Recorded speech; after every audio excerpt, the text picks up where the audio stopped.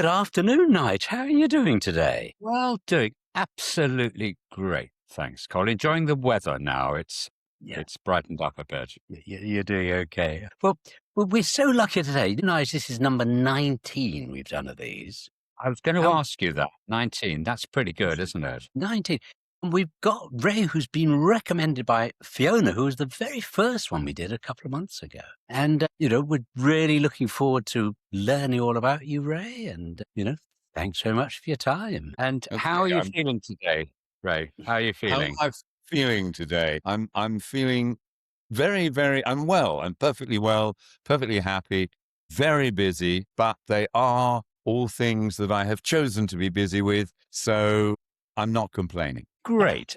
Okay. Can I start by asking you, Ray, what did you do before retiring? From about 32 onwards, I was a university lecturer lecturing in the history and theory of design to design students. So they weren't historians, they weren't theoreticians, they were in the business of designing furniture or ceramics or graphic design or advertising, all sorts of things. And each of them had this bit of their course, a sort of fifth of their course, which some of them took in their stride and some of them were terrified by, which was history and theory. So they were comfortable about devising what a mobile phone might look like or something like that. But to have to think about those things and not produce an object, but produce an essay or something like that was not good. And so I spent 28 years essentially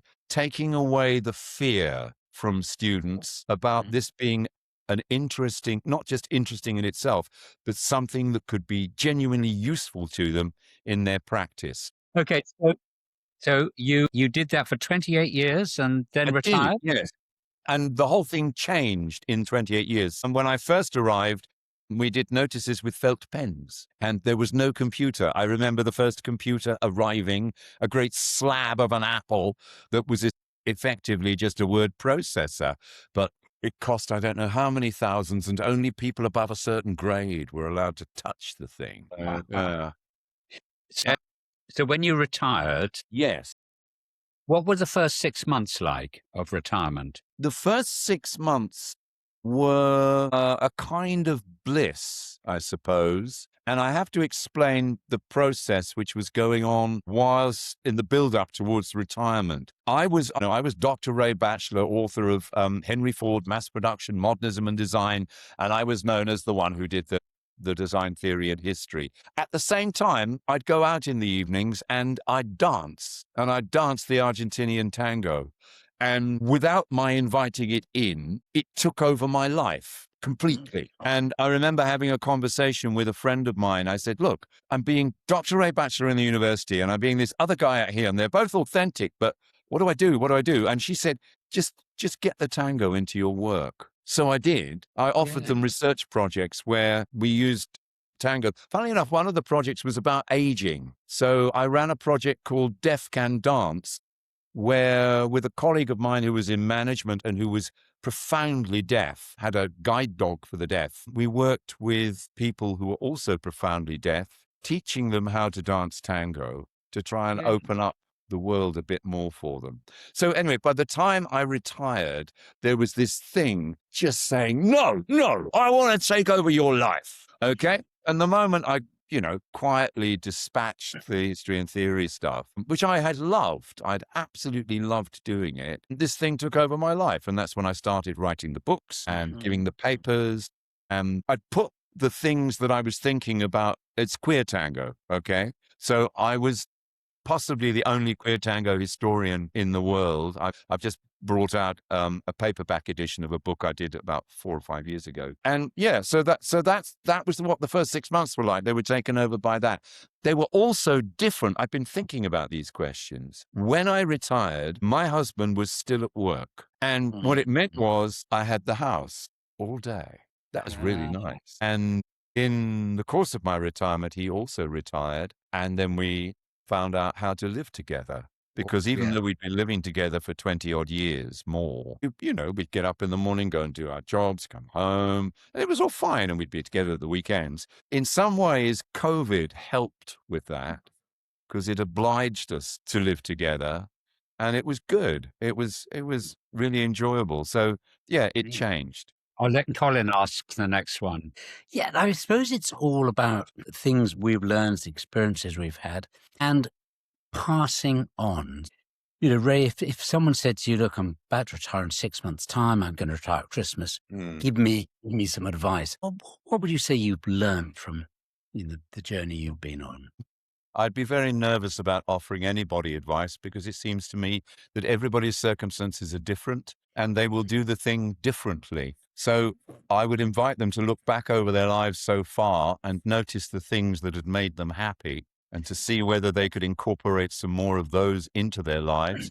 Notice the things that had made them miserable and see if they could get rid of those. So essentially, it's the processes that one was doing whilst at work. You continue with those values and doing things. As I say, in a way, my example is atypical. I didn't have a job that so consumed me that when I stopped doing it, and I did go down 3 days, 2 days a week, I think avoid the cliff edge if you can, because that opens up the space and you start to think, right, what would I like to do? You really do. And it's good to do that. So yeah, avoid the cliff edge. Like that. Do stuff to make yourself happy. And notice that when you retire, you don't suddenly, the snapshot of who you are then isn't sort of fixed suddenly. You keep growing, you keep changing, and not to find a point on it, you keep aging as well. So notice and accommodate those things so that you can fully inhabit what's there. That's my advice. It's not much, is it? That's good advice. I like that very much. Keep growing. So going back to your life now, the Queer Tango takes over your life. Yes.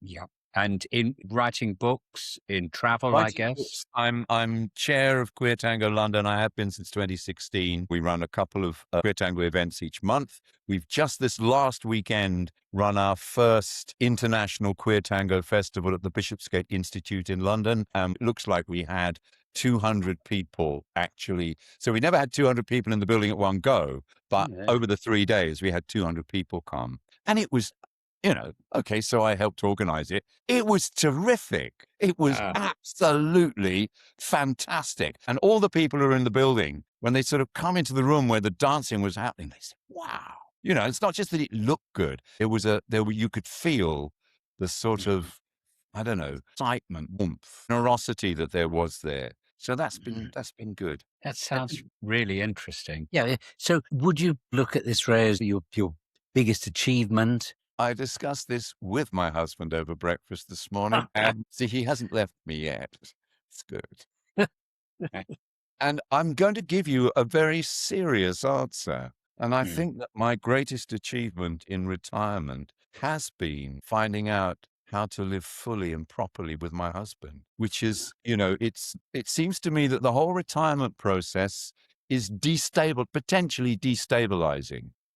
In that each of you if it's a couple, you're obliged to lead lives you've not necessarily chosen to be exactly in that way. But yeah, so I've found out how to live with him. Very good. And I love it. Just ask, is he as passionate about Queer Tango as you are? No. I No. didn't expect that. No. And thank God. The young, bless them, sometimes imagine that the perfect partner is the one who thinks like you. What a fatuous idea that is. I so agree. So, two very different people. Jerome loves line dancing, ballroom and Latin. And the joke in our household is that every week we go out dancing, but we never go together. So as a 70th birthday present to myself, I gave myself some singing lessons, okay? I found myself a singing teacher, former opera singer, and just did it because I'd been sort of singing a little bit and didn't really know how to do it. And I thought this would be fun. That is all just taking off. It's just amazing. Now I was going to go to Buenos Aires in 2023. I knew a group of pensioners in Buenos Aires who'd been very kind to me and who I'd helped with the teaching with the group that they were there. And they once, when I was leaving, they said to the guy who was running it, Edgardo, they said, "We'd like to say goodbye to Ray properly." And he said, so we sit down for coffee. And two ladies, one after another, got up and sang a cappella tango songs to me, which was so touching. It was so touching. My Spanish was crap then. It's not much better now. But I could tell that they were singing about men and that if those men had come in the room, they would be dead. I mean, just, the passion and vigor and narrative drive of their songs really amazed me. When I knew I was going back, I said to Edgardo, "Do you think, would it be all right if I sang a song for them?" And he said, "Yeah, it's a great idea." So I've been learning Argentinian Spanish tango songs. And I went back and I sang it for them because I'm a queer tango dancer. Edgardo's a queer tango dancer. The pensioners are not queer, but they know that Edgardo's a queer tango dancer. They know I'm queer. I changed the words. So it was the tango was called Por una cabeza.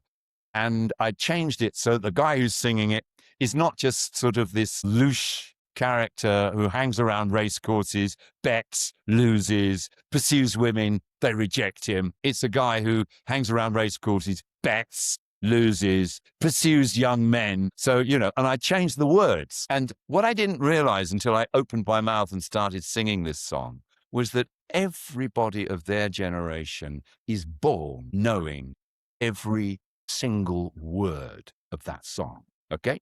So they started to join in, they recognized it, and we said, and then I got to the bit, and I changed it. I'm very happy to say they fell about laughing.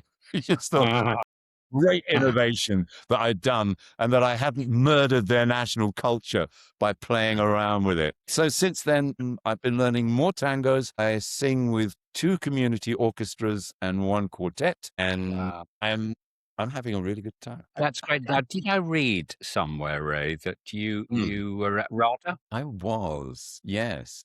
Yes, I went to the Royal Academy of Dramatic Art, which proved to be a prelude to my near complete failure as an actor. I think you'll find that if we make a comparison, Imelda Staunton was fractionally more successful than I was, but there you are. It's the way these things go. I'm not bitter. That's good.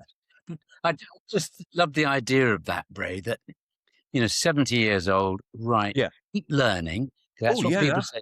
So, but you have not just say, let's learn a language, learn to sing. Yeah. What a wonderful bit of advice. Go spend money, get a singing lesson, learn to do it. Oh, that's terrific. And I also think as we advance in years, the more things that we can do with our bodies. So I dance, but singing is a physical thing.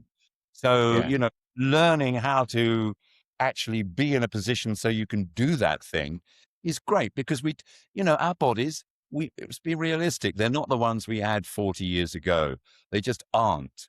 But I try and swim 3 times a week.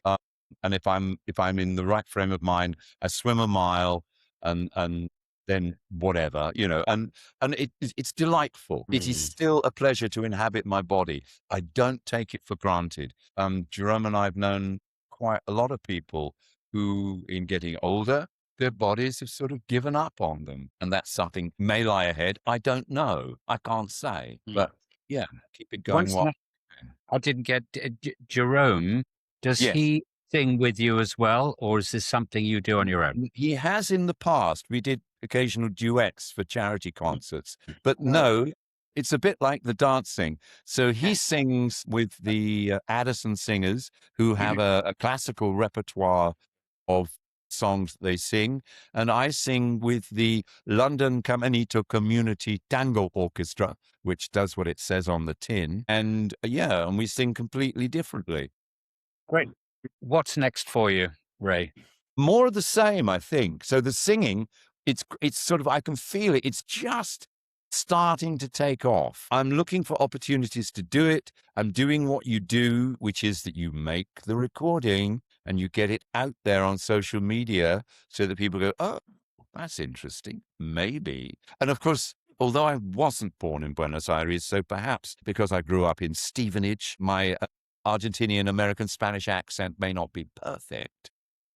I do it with great gusto, and I'm cheap. If they want somebody to come along and do some Argentinian tangos, I'll be very happy to go and do it. It sounds wonderful. Really It is great. wonderful. I commend it to both of you, please.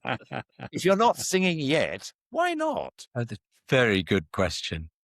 Well, for Colin, it's a given. I think. Why not? And probably for me as well. Although I used to at school. Okay. It's still there, Yeah, maybe. Okay. But Ray, this has been fascinating. Good. I've really enjoyed it, and I've been looking forward to this since I saw your video. Okay. Good.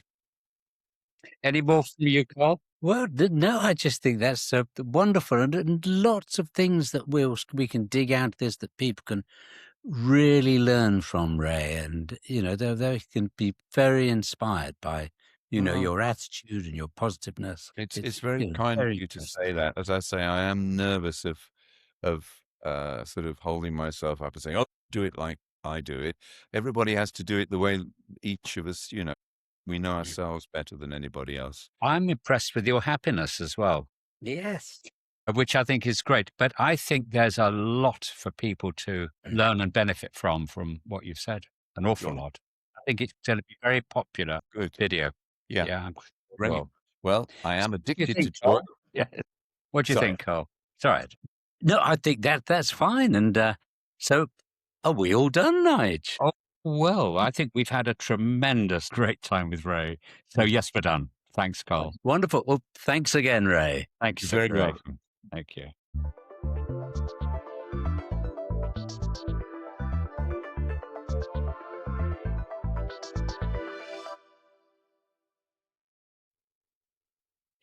Well, Nige, these just get more and more interesting. I mean, Ray was just full of life. And I think the first thing I took out of that was think of your work, think what makes you happy at work, continue with it, recognize what made you miserable and avoid it.